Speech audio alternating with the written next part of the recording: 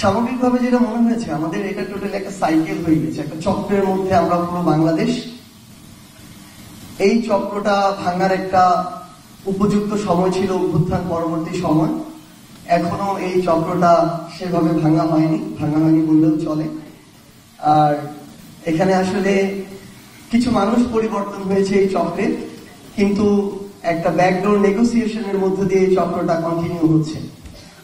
এখানে বড় বড় কিছু বিজনেসম্যান আছেন, তাদের সাথে যেই রাজনৈতিক দলই আসুক না কেন, সেই রাজনৈতিক দলের একটা সুন্দর নেগোসিয়েশন হয়ে যায়।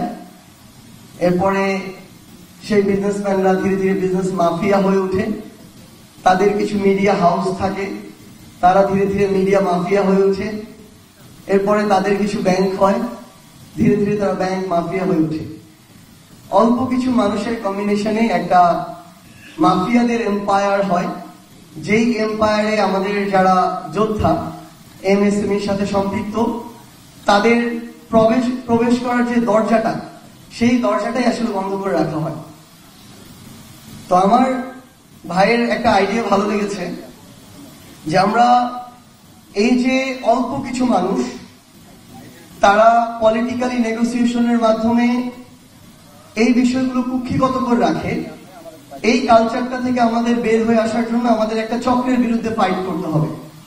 বিগত 16 বছর ধরে কিংবা এরও পূর্বে থেকে বাংলাদেশের যে রাজনৈতিক দলগুলো, তারা ধীরে ধীরে এমন একটা কালচার নিজেরা এস্টাবলিশ করেছে এবং জনগণ এটাতে সঙ্গ দিয়েছে।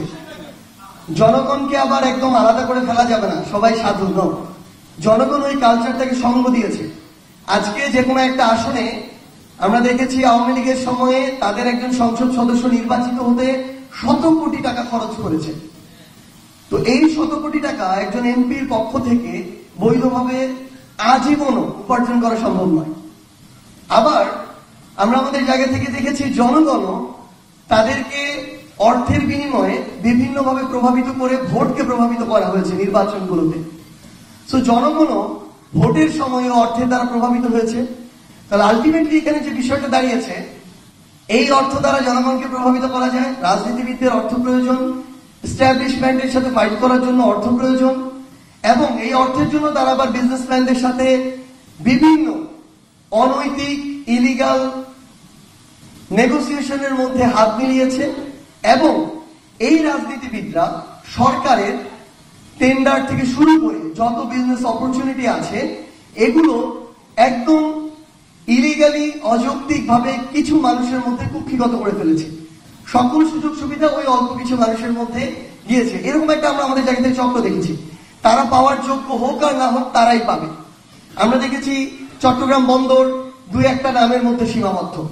আমরা দেখেছি ঢাকার যে বিজনেস হাব, কিংবা আপনি যদি দেখেন ব্যাংক যেগুলো রয়েছে, আপনি যদি দেখেন মিডিয়া যেগুলো রয়েছে, অল্প কিছু মানুষের হাতে এগুলো কুক্ষিগত। তো এই মিডিয়া মাফিয়া বলি, ব্যাংক মাফিয়া বলি, বিজনেস মাফিয়া বলি, যারা আসলে বিভিন্ন ক্ষেত্রে আমার এমএসএমইর সহযোদ্ধাদের প্রতিবন্ধকতা হয়ে দাঁড়ায়, তাদেরকে বা তাদের এই প্রতিবন্ধকতা মোকাবেলা করার জন্য আমাদের মনে হয়েছে যে আপনাদেরও আসলে ইউনাইটেড এমএসএমই একটা মাফিয়া গ্রুপ হওয়া দরকার।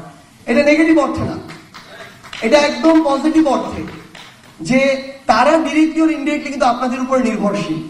সেটা আপনারা যে ছোট ছোট বিষয়গুলো দিয়ে তাদেরকে সাপোর্ট করেন, তারা কি করে আলটিমেটলি আমরা যেটা দেখলাম যে বড় বড় মানে যেরকম টেন্ডার থেকে শুরু করে এভরিথিং যে বিষয়গুলো আছে বিজনেসের সাথে সম্পৃক্ত, তারা এগুলো শুধু মানে একটা বড় উঁচু চেয়ারে বসে ছড়ি ঘুরায়।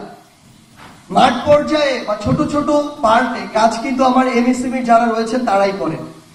সো তারা যদি তাদের জায়গা থেকে একটা ইউনাইটেড ফর্মে আসতে পারেন, যে একটা নির্দিষ্ট রেসপেক্টফুল একটা নেগোসিয়েশন এন্ড বিজনেস পর্যন্ত আপনাদের মধ্যে এই সমন্বয়টা থাকবে, কিন্তু যখন আপনাদের উপর একটা চাপিয়ে দেওয়া হবে, শোষক রূপে আবির্ভূত হবে, তখন আপনি যেন তাদেরকে ত্যাগ করে আপনারা একসাথে ইউনাইটেড হয়ে একদিকে দাঁড়িয়ে যেতে পারেন। এবং যখন আপনারা দাঁড়িয়ে যাবেন, যে কোনো শোষক যত বড় মাফিয়াই হোক না কেন, তাদের যে পতন শেখ হাসিনার মতোই আবশ্যক, সেটা কিন্তু ইতিমধ্যে প্রমাণিত হয়েছে। তো আপনাদের কাছে আপনাদের এই যে বিষয়গুলো, আমাদের মনে হয়েছে প্রত্যেকটি বিষয়, আমার ছোট্ট অভিজ্ঞতা থেকে এগুলো বাংলাদেশের যে রাষ্ট্র কাঠামো, রাজনীতি, পলিসি, ব্যুরোক্রেসি থেকে শুরু করে এই কাঠামোগুলোর সাথে একটা ফুড চেইন বা ফুড ওয়েবের মতো একটা চক্রে আবদ্ধ। সো আমরা শুধু নির্দিষ্ট একটা বিষয়কে বা শুধু বিজনেসটাকে যদি টার্গেট করি, অন্যান্য বিষয়গুলোতে আমাদের প্রতিবাদের ভাষা কিংবা আমাদের সৎ সাহসটুকু জারি না রাখি, তাহলে ওই একটা পার্টকে স্বচ্ছ করা, ভালোর দিকে নিয়ে যাওয়া খুবই টাফ, যখন আদার কানেক্টেড পার্টগুলো অলরেডি করাপ্টেড।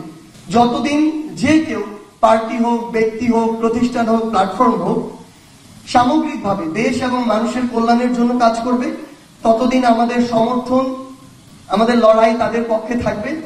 আর যদি কেউ এই নীতি, নৈতিকতা, আদর্শ থেকে বিচ্যুত হয়, তাহলে তাদের সাথে আমরা আর আমাদের কোনো সঙ্গ দেওয়ার প্রয়োজন বোধ করবো না। আজকে আন্তর্জাতিক এমএসএমই দিবস 2025-এ আমাদের জাতীয় নাগরিক পার্টি এনসিপির পক্ষ থেকে এই বার্তাটি আপনাদের দিয়ে গেলাম। ইনশাআল্লাহ আমাদের এই ঐক্যবদ্ধ লড়াই চলবে।